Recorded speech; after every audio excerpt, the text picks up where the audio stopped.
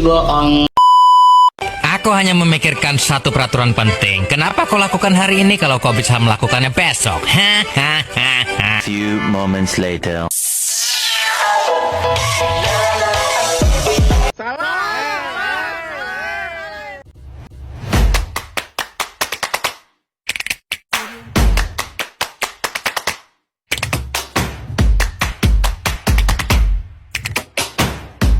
Assalamualaikum warahmatullahi wabarakatuh. Bertemu lagi dengan aku Safin, sahabat Vina.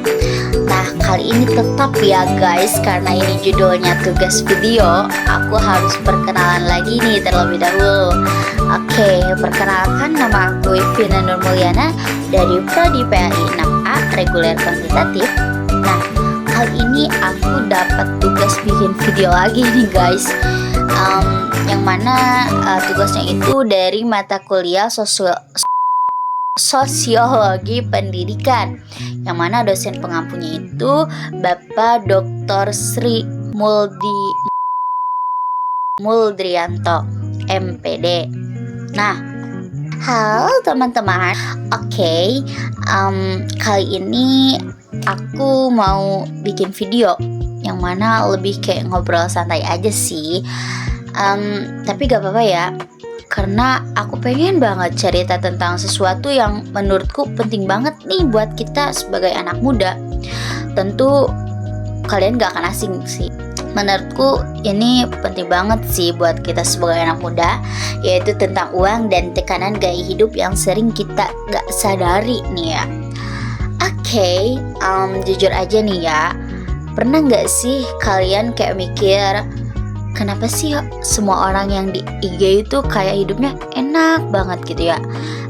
Punya iPhone baru, terus outfit branded, terus ngopi di cafe estetik, jalan-jalan tiap bulan. Yang padahal kalau kita lihat realitanya nih ya, gak sedikit dari semua itu, mereka itu justru lagi berjuang banget nih secara keuangan. Tapi karena ada tuntutan sosial dan algoritma juga sih ya, akhirnya kita semua itu kebawa buat ikut-ikutan tren, tampil keren. Biar gak dibilang apa coba? Ya jelas biar gak dibilang ketinggalan gitu loh. Aku sendiri pernah nih ngalamin ya.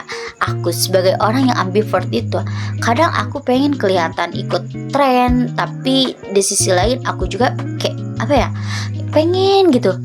Aku juga pengen diam dan mikir sebenarnya perlu nggak sih aku kayak gitu. Dan anehnya gaya hidup yang seolah-olah mapan itu jadi standar sukses yang nggak ada realistis, apalagi buat kita yang masih mahasiswa atau pelajar. Nah, pas aku nonton video Psychology of Money, aku langsung relate aja gitu ya sama Morgan Housel itu bilang, wealth is what you don't see gitu. Kayak kekayaan sejati itu ya yang gak kelihatan. Contohnya kayak tabungan, kesabaran, keputusan bijak, bukan jam tangan mahal, apalagi beli pakai cicilan 24 bulan. Enggak gitu juga ya. Dan keputusan finansial itu seringkali bukan karena logika, tapi karena emosi.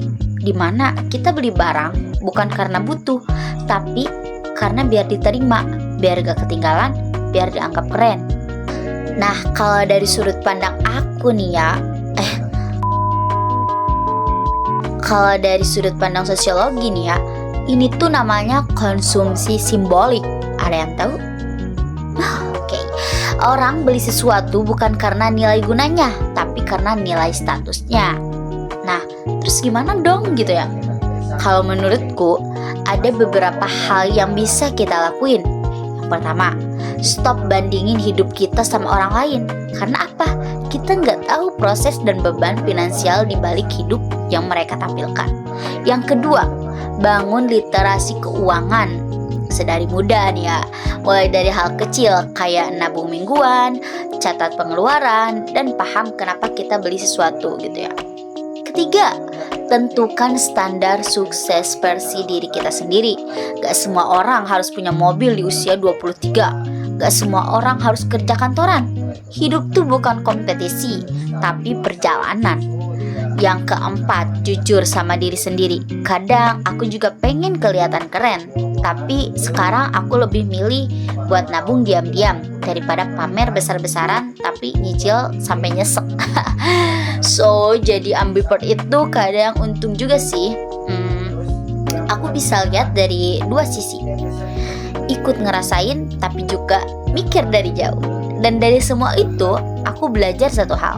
Uang bukan soal pamer, tapi soal kendali. Yuk mulai bijak dari sekarang, bukan karena terpaksa, tapi karena kita sadar. Oke, makasih banget udah dengerin curhatan aku kali ini. Kalau kalian relate, boleh banget nih share pengalaman kalian juga di komentar. Sampai jumpa di video selanjutnya, atau ya di hidup nyata juga. Bye-bye. Terima kasih. Wassalamualaikum warahmatullahi wabarakatuh.